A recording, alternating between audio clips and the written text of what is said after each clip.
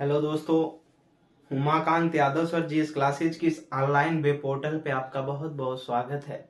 हम लोग पिछले सेशन में अनुच्छेद 19 और उसके खंडों उपखंडों को देखा था। आज के सेशन में हम लोग आगे की तरफ अनुच्छेद 20 की तरफ देखेंगे। ठीक, चलिए। अनुच्छेद 20 भाग 3 के मौलिक अधिकार में हम स्वतंत्रता का अधिकार, जिसमें अनुच्छेद 19 से 22 दिया गया है, तो हम लोग 19 को देख लिए हैं, स्वतंत्रता का अधिकार। दूसरा जो स्वतंत्रता का अधिकार में मिलता है वो है अनुच्छेद 20। ठीक, क्या अनुच्छेद 20? अनुच्छेद 20 क्या कहता है, थोड़ा सा इसको हम समझेंगे। अनुच्छेद 20, ठीक, अनुच्छेद 20 देखेंगे। अनुच्छेद 20 क्या कहता है, लिखेंगे थोड़ा सा पहले, इसके बाद हम इस पे बात करेंगे। लिखेंगे अपराधी ठहराए जाने से, अपराधी ठहराए जाने से, अपराधी ठहराए जाने से संरक्षण। ठीक, अपराधी ठहराए जाने से क्या, संरक्षण। इसका मतलब है कि यानी इस देश में, भारत के अंदर, हमें या किसी को भी किसी भी तरीके से अपराधी नहीं ठहराया जा सकता मनमानी तरीके से। इसके कहने का मतलब यही है, अपराधी ठहराए जाने से संरक्षण, यानी किसी भी व्यक्ति को इस देश में, भारत में, मनमानी तरीके से उसको अपराधी नहीं ठहराया जा सकता। अनुच्छेद 20 बस हमारा यही कहता है। ठीक, इतना ही। किसी भी व्यक्ति को या आपको, स्वयं को, हमको मनमाने तरीके से अपराधी नहीं ठहराया जा सकता। अब इसकी जो और भी खंड आते हैं, ठीक, क्लाज आते हैं आर्टिकल 20 के, वो इनकी व्याख्या पूरी तरीके से कर पाते हैं। तो इसके बाद हम क्लाजों को देखेंगे। तो जो अगला क्लाज आता है वो आता है, लिखेंगे अनुच्छेद,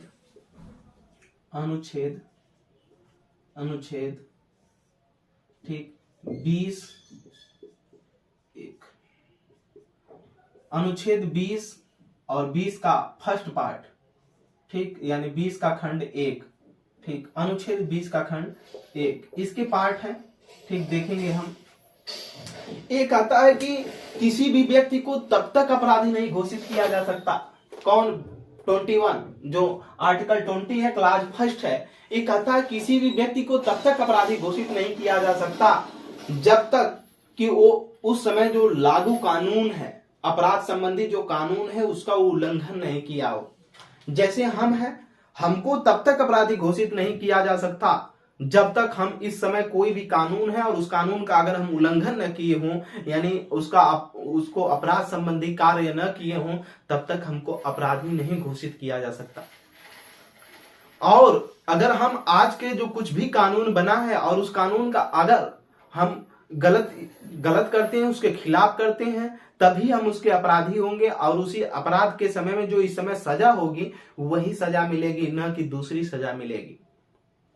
यानी अगर हम किसी की साइकिल चोरी कर लेते हैं, तो साइकिल चोरी करना दंडनीय अपराध है।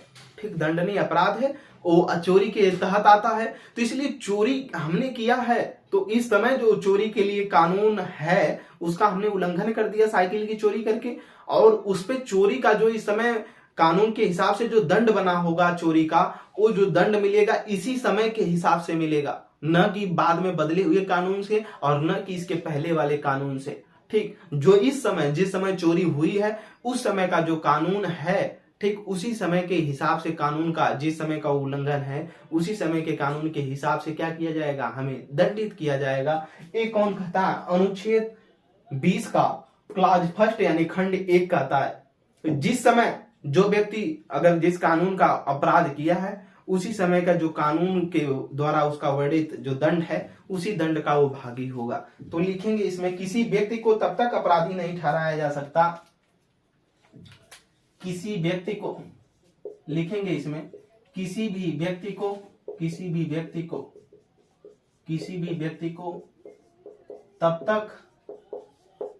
तब तक अपराधी नहीं ठहराया जा सकता, अपराधी नहीं ठहराया जा सकता अपराधी नहीं ठहराया जा सकता, नहीं ठहराया जा सकता, नहीं ठहराया जा सकता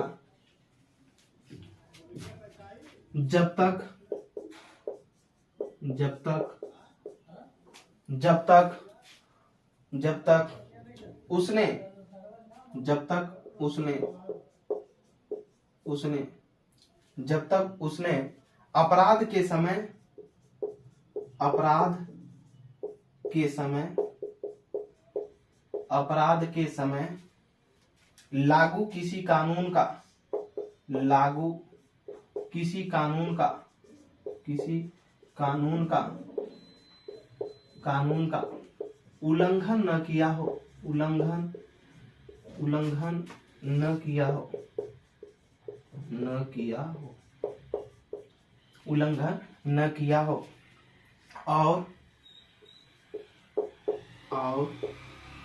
लिखेंगे उसे उस कानून उसे उस कानून में प्रस्तावित उस कानून में प्रस्तावित सजा से अधिक सजा नहीं मिलेगी, अधिक सजा नहीं मिलेगी, नहीं मिलेगी। आगे यही लिख लेंगे, नहीं मिलेगी, नहीं मिलेगी। हमने यही चीज बताया कि आर्टिकल जो 20 कहता है किसी भी व्यक्ति को तब तक अपराधी नहीं ठहराया जा सकता, क्या? तब तक अपराधी नहीं ठहराया जा सकता जब तक वो अपराध के समय, यहाँ यही मूल है, समय क्या किया हो, लागू किसी कानून का क्या किया हो, उल्लंघन न किया हो। यानी कोई व्यक्ति को जब तक आप अपराधी नहीं कह सकते, ठीक, उपरोक्त भी यही कहता है अपराधी ठहराए जाने से संरक्षण। आप किसी भी व्यक्ति को नहीं मनमानी तरीके से कह सकते हैं कि वो अपराधी है, ठीक। अगर आपको ये साबित करना है तो अपराध के समय जो लागू कानून है, अगर उस कानून का उल्लंघन करना है, जैसे चोरी करना क्या है, दंडनीय अपराध है, चोरी नहीं करना है, ठीक। अगर कोई भी व्यक्ति, हमने बताया कि अगर हम साइकिल का चोरी कर लिए तो हम क्या है, उस समय का जो लागू कानून है, चोरी करने के लिए मनाही है, तो हमने चोरी कर लिया तो हमने कानून का उल्लंघन कर दिया। और उल्लंघन किया हो, यहाँ कह रहा है न किया हो, तब तक उसको आप अपराधी नहीं कर सकते। लेकिन अगर कर दिया है, हमने वो चोरी कर लिया है, तो हम अपराधी हो गए। और जब अपराधी हो गए तो उसे क्या होगा, जो उस समय प्रस्तावित सजा है वही सजा मिलेगी, ठीक, उसे अधिक सजा नहीं मिलेगी। लिखा गया है उसे उस कानून में, यानी चोरी के कानून, जो हमने चोरी किया या हत्या किया, जैसा भी रहेगा उसके हिसाब से जो प्रस्तावित सजा होगी, उस सजा से अधिक सजा नहीं मिलेगी। जो प्रस्तावित सजा है वही सजा मिलेगी। एक कौन कहता है, अनुच्छेद 20 का खंड 1 कहता है। खंड 2 देखेंगे इसमें, अनुच्छेद 20 का खंड 2, अनुच्छेद 20 का खंड 2,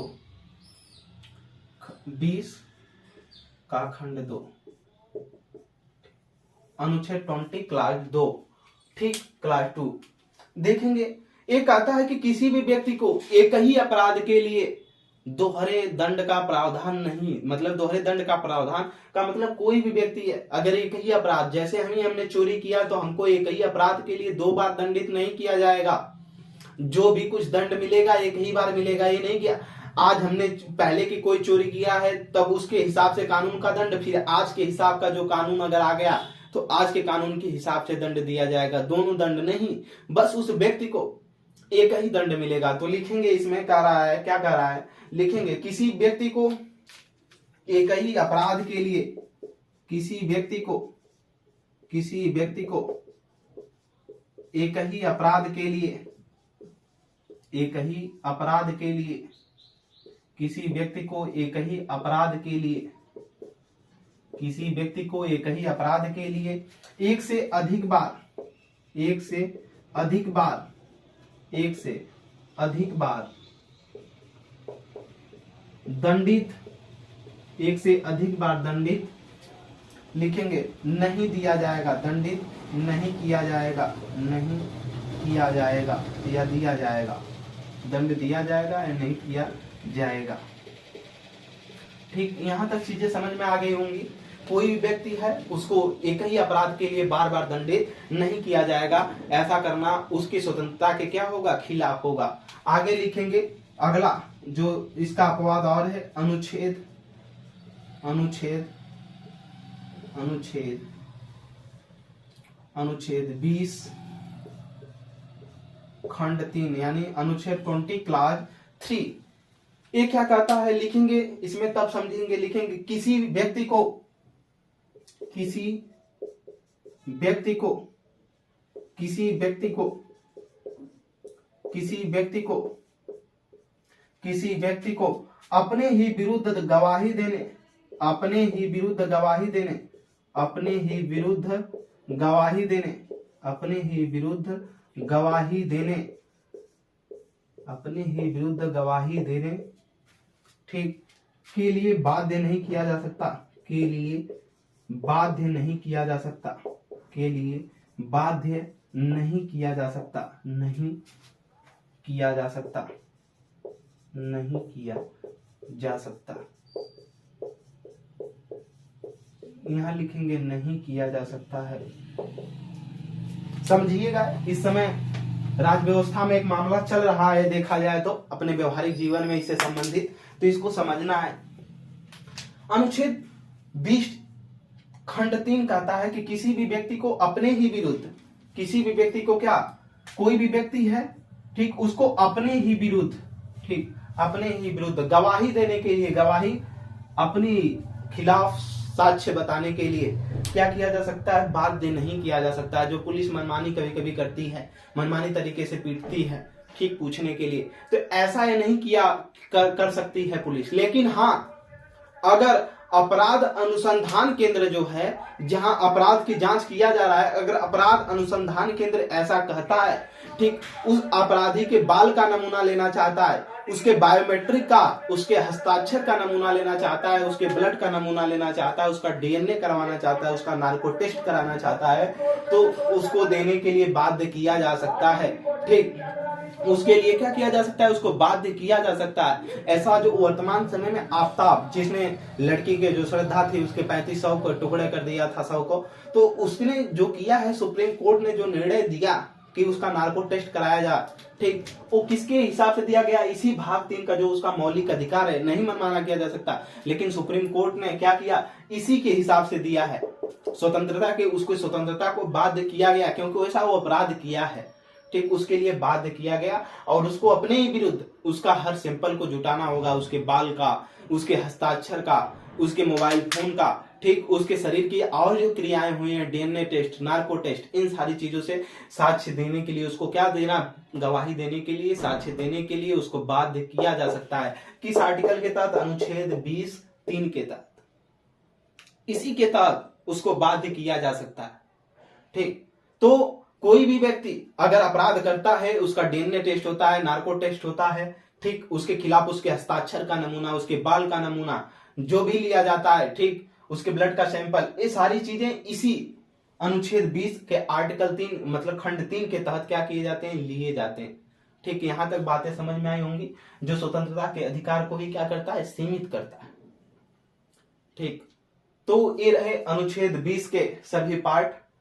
आज के लिए इतना ही, फिर हम लोग मिलते हैं अगला आर्टिकल 21 ठीक। अनुच्छेद 20 के कई राज्य व्यवस्था में उदाहरण हैं, जिसको हम लोग अगली कक्षाओं में भी उदाहरण को देख लेंगे। परेशान होने की जरूरत नहीं है। ज्यादा से ज्यादा इस बातों को और इस अनुच्छेद को अगर समझ में आया है तो ज्यादा से ज्यादा लोगों तक फॉरवर्ड करें, जानकारी को पहुंचाएं और प्रैक्टिस सेट प्रीवियस ईयर के सॉल्व पेपर को जरूर करें, मेहनत से पढ़ें। सामान्य अध्ययन संबंधी कहीं कोई दिक्कत होती तो कमेंट सेक्शन में आप जरूर बताएं। Umakant Yadav sir GS classes में जुड़ने के लिए आपका बहुत बहुत धन्यवाद।